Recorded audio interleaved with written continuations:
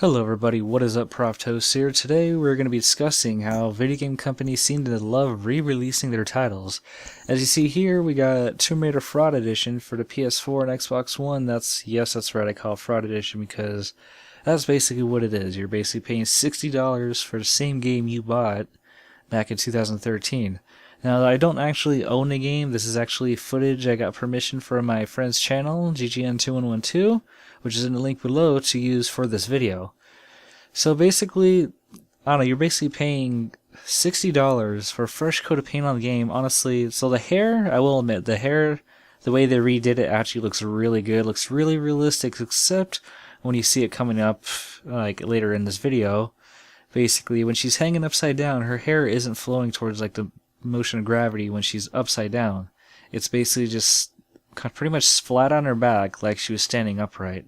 It's kind of like, you guys should have probably worked that out, especially since you're making us pay $60 for a game that's basically the same thing, and the only thing you're going to say, oh look, it comes with all the DLC.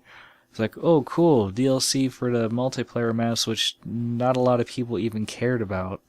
So it's not really much of a bonus there. And the bullshit part is the fact that about a month or so before the game even got released, you can get Tomb Raider for the 360 and PS3 for about $14.95. All of a sudden, a little bit right before the PS4 and Xbox One version was released, oh shit, that price automatically just shot up to $24. Used, by the way. But yeah, I just think crap like that's freaking retarded. Like another one is, basically, we all know Capcom with their, I freaking lost count of how many freaking times they re-released freaking Street Fighter 4, and it's just ridiculous because it's like, okay, so instead of, I don't know, maybe making a new Street Fighter, maybe a Street Fighter 5, I don't know, but they keep, it's like, oh look, just do Street Fighter 4, just do Super Street Fighter 4, Super Street Fighter 4 Arcade Edition, and I think it keeps going after that. And it just gets ridiculous after a while, because it's like, okay, you could have honestly put all this in DLC packs, but no, we can't do that, because we only charge them like maybe $5, $10 for the characters. But we could just sit there and re-release the game again. They'll buy it for $30, $40. Man, we'll make a killing off that, which is dumb, because they're basically taking advantage of customers, because they know the hardcore fans will sit there and go and re-buy it again. Even another one with, like, was it Dead or Alive 5? The Ultimate Edition. That one kind of pissed me off, because I was like, I didn't get it when it first came out, so one day I finally sit there and picked it up. I was like, sweet, I can finally play it, playing through it, but then I see, oh wait, there's an Ultimate Edition with all these other characters that aren't in this version. Of course, I go to look up, and none of it's freaking DLC as far as I can see, unless they released it now. But as far as I see, none of it's DLC, so which means if I want all those characters, I have to go back and re-buy the game again. Which I think is freaking utter bullshit. And even the same thing of, was it Rayman Legends? I swear that thing's gone from PS3, 360, Vita, 3DS, PS4, Xbox One, PC. It's just like, dear God, it's like, well, I mean, I guess it's not bad to have a variety, but it just seems like it keeps getting released on like everything it can get its hands on.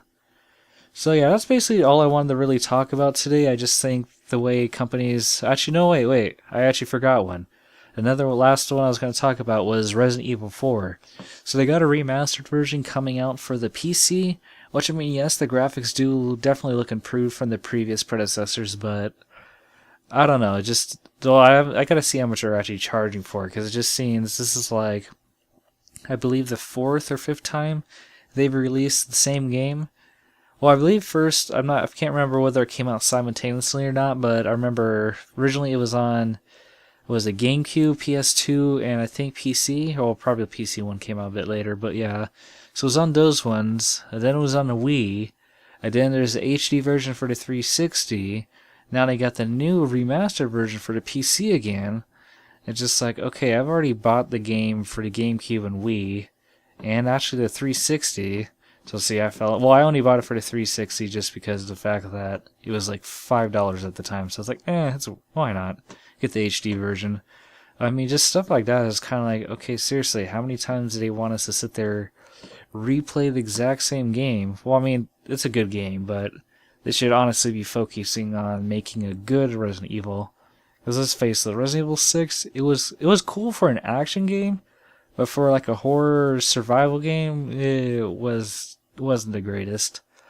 But yeah, then stuff like, I don't know, it just seems stupid because like you got companies also like Square Enix again.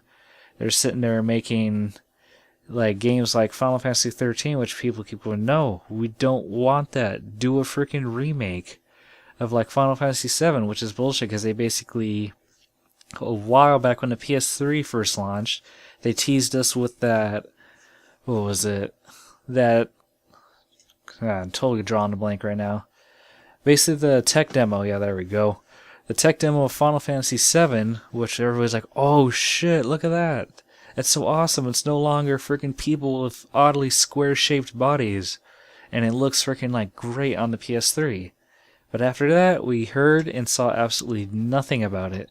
And they basically just decided not to do it at all. Then I think I actually saw an article about one of the people at Square Enix saying like, yeah, I mean, it is definitely on our mind, but the only thing is it would take a lot of effort and time to sit there and go into remaking the entire game and da da da da. So he basically went on to say like, yeah, we could do it, but I kind of don't want to put the effort into it. And they say bullshit things like how, like, oh, well, maybe once the sales hit like higher than Final Fantasy VII did, it's like, yeah, no shit. The freaking back then RPGs were a giant hit. But that's going to be for another video on when I do my Final Fantasy Rage rant thing. That's another episode. We're not even going to talk about that right now. So I did hope you guys enjoyed this video. If you have any opinions about all this, leave your comments in the section below. Until next time, I'll catch you guys later.